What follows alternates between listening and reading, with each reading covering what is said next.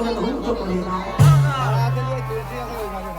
অনেক অনেক মায়েরা প্রশ্ন করবে, মৌমিতা বছরান্তর সাধুগুরু বৈষ্ণব ঠিক ঠিক উঠে না, তাহলে কি করবো? বলে তারও ব্যবস্থা ভগবান করে দিয়েছে গ্রন্থে।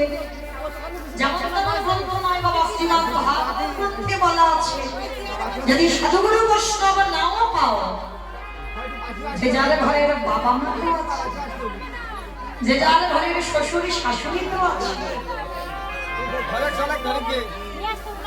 ভগবান কৃষ্ণ তো ভাগবতে বলছে, সুদামা সুদামা, এই পৃথিবীতে সব থেকে বড় গুরু তো যে যার ঘরের বাবা মা। ভালো করে বোঝেন, ছেলে কোথায়? আমরা ছিলাম ঘুরে বেড়াচ্ছি। বাবা যদি কৃপার বিন্দু দিয়ে মার গর্ভে যদি 10 মাস ধরে না রাখতো, পারতেন কৃষ্ণ সেবা ভগবান পর্যন্ত বলছে সব থেকে আগে গুরু হচ্ছে যে যার ঘরের বাবা মা। তোমাকে তীর্থ করতে হবে না, তোমাকে বৃন্দাবন যেতে হবে না, নবদ্বীপ যেতে হবে না, হরিদ্বার, দক্ষিণ ভারত, পশ্চিম ভারত, কুম্ভ মেলায় কোথাও যেতে হবে না। যদি তুমি বছরান্তরে একবার জীবিত ভগবানকে ফেলে দিয়ে লাখ লাখ টাকা খরচা করে যদি তুমি মঠে গিয়ে বাস করো, কোনদিন তোমার কৃষ্ণ সাধনা হবে না।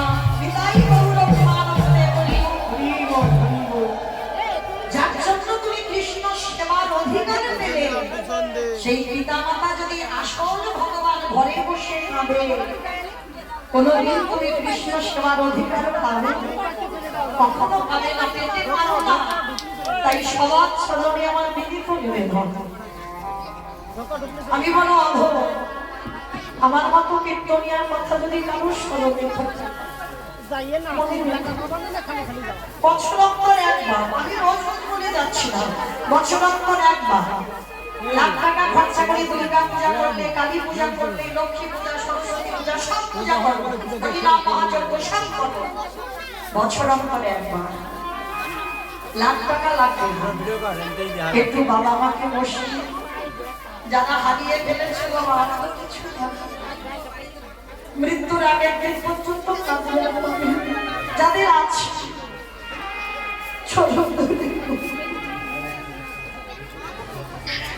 একটু যত্ন করে দেখি,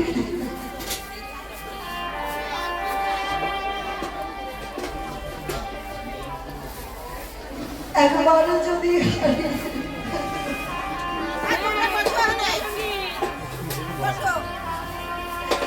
সারা জনম তুমি বুঝে ভকে দে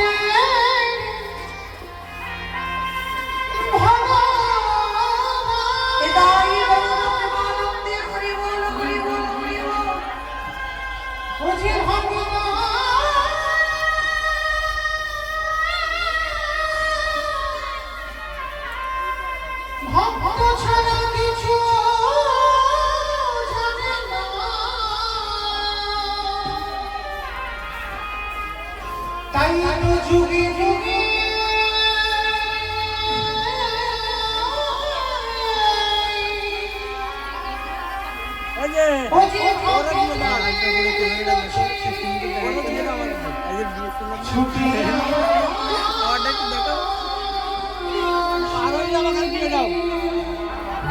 আমি যে ভক্ত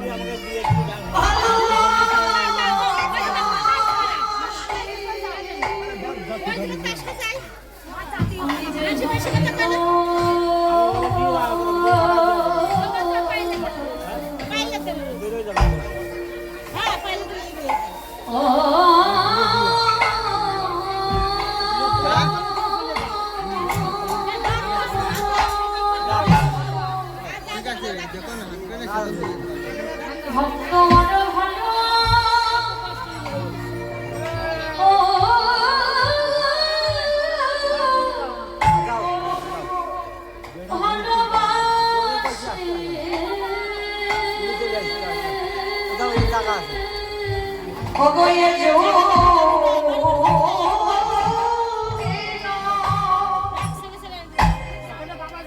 আমি প্রতি যুগে